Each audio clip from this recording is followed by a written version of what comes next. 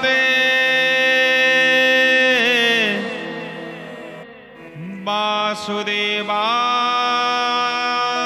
वासुदेवाय। ओम नमो भगवते पुरुषोत्तमाय।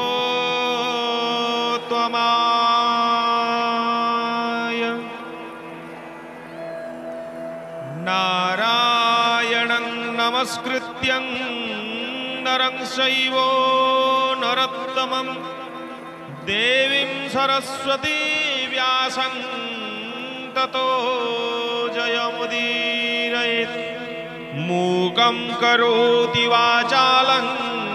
पंगुं लङ्घयते गिरिं यत्कृपां तमहं वन्दे परमानन्दमाधवम्। हरिः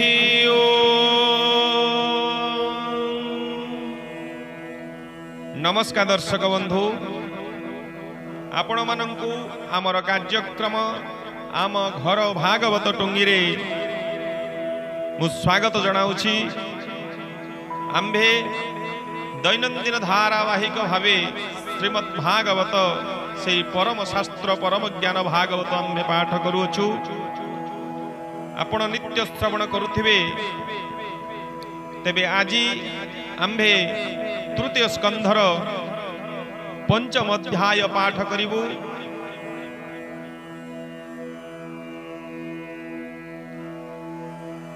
श्री शुक उवाच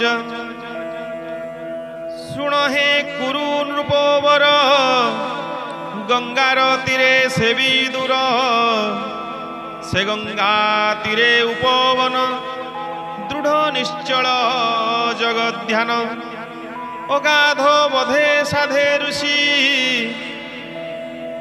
वृक्षर तले सेहु बसी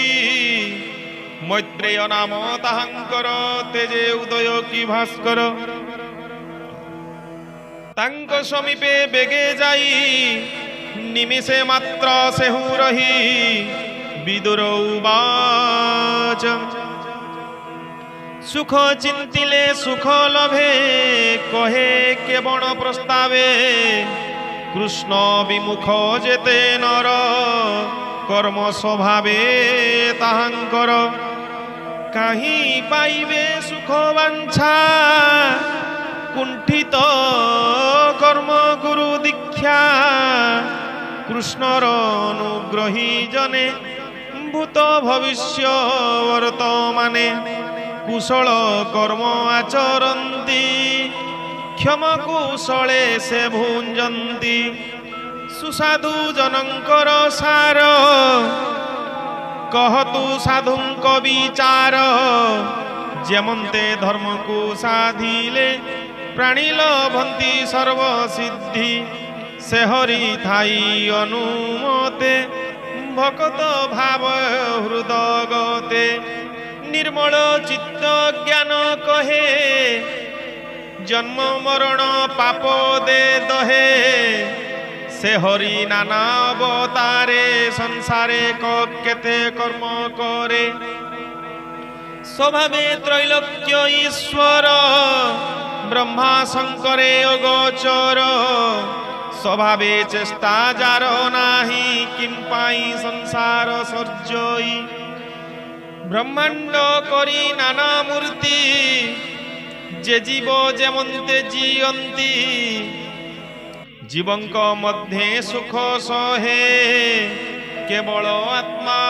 सुख महे जोगेश्वरंक हृदय देशे स्वभावे रहे एक आसे बहु प्रकारे प्रकाशई रवि जेसने शून्य थाई किबा विहरे जगते रूप प्रकाशे बहुमते कर्म करई ए जगते गोविंद प्रसन्नर अर्थे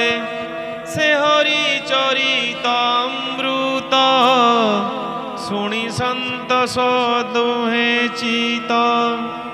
সে আদি লোকনাথ হরি যে অবা তত্ত্ব আশ্রয় করি লোক আলোক রক্ষা পাল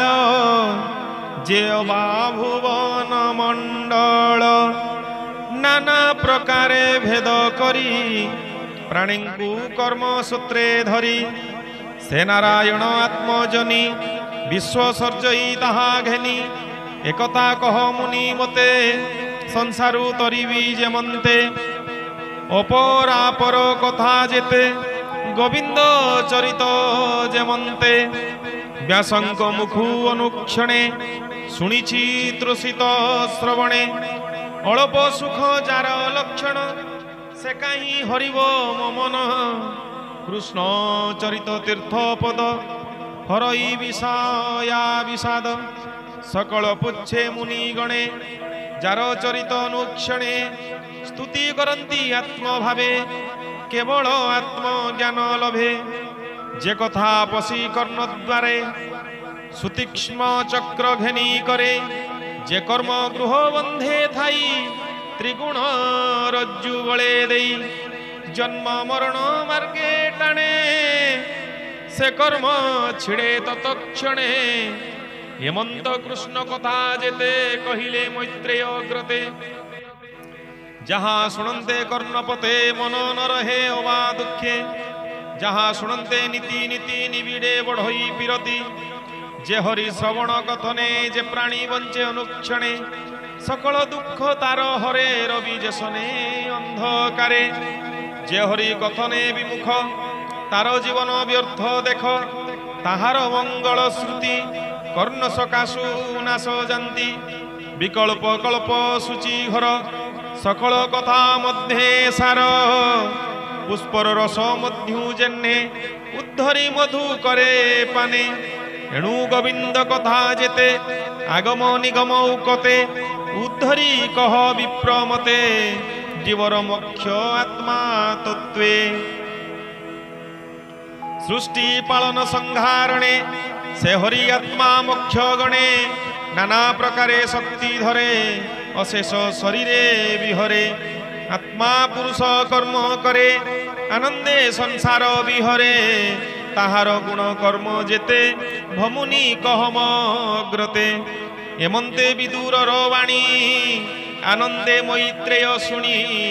এ জীবন স্তরে যেমন্তে কহন্তি বিদুর অগ্রতে মৈত্রেয় উবাচ বিদুর সাধু তো বচন জেনে তরিবে দুঃখী জন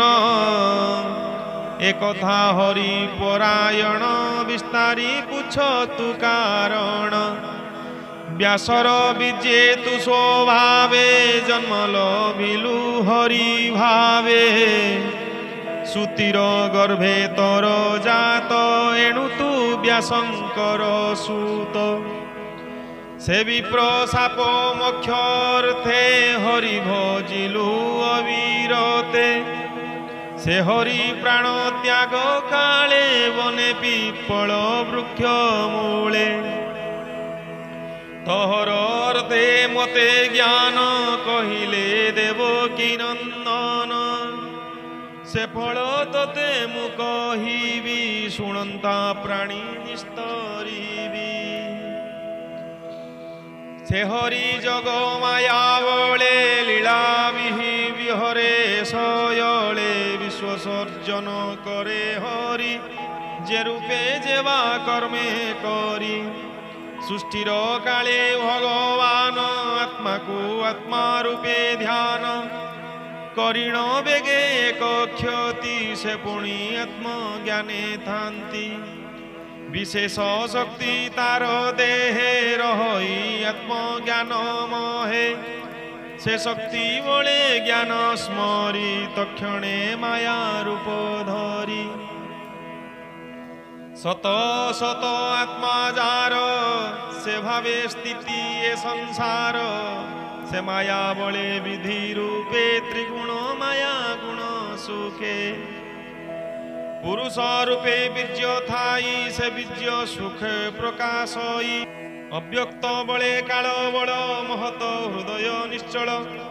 से दिव्य गुण काल अंश अंधारे जेन्हे रवि दृश्य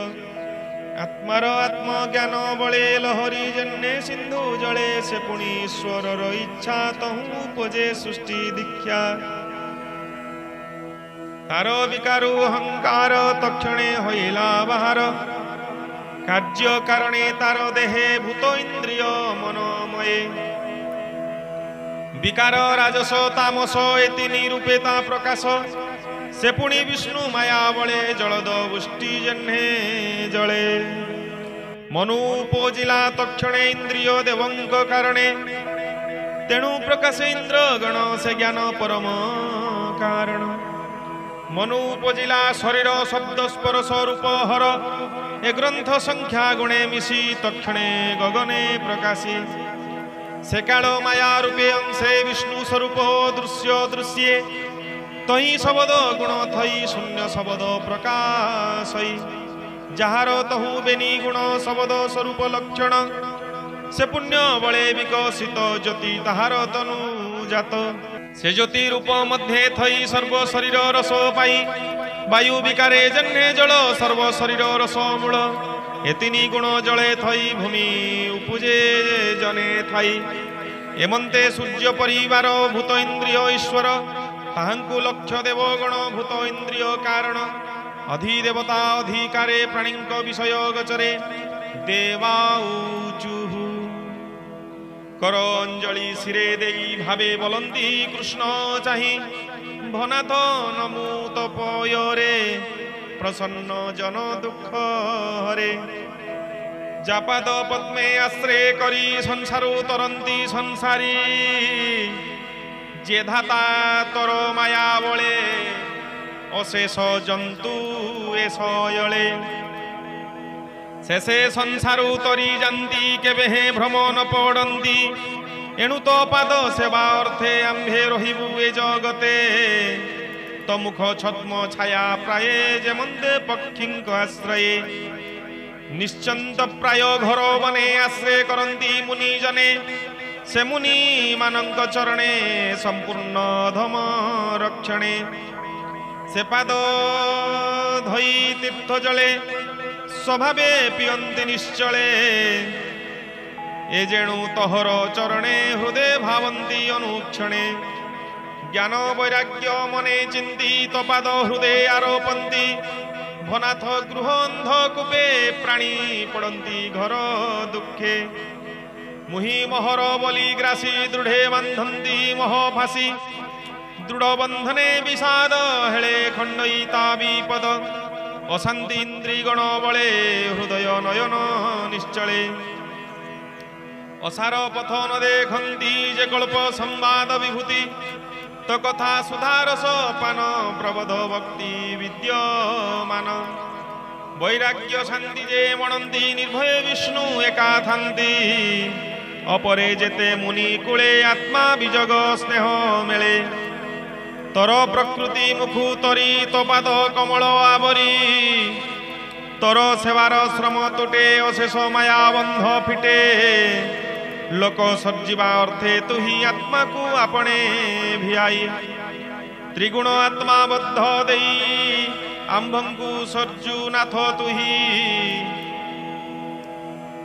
आंभे विमुक्त भावे थिले तो पाद छाड़ी बुकी भले जेमंते जथा काले बली तो पादे देई बनमाली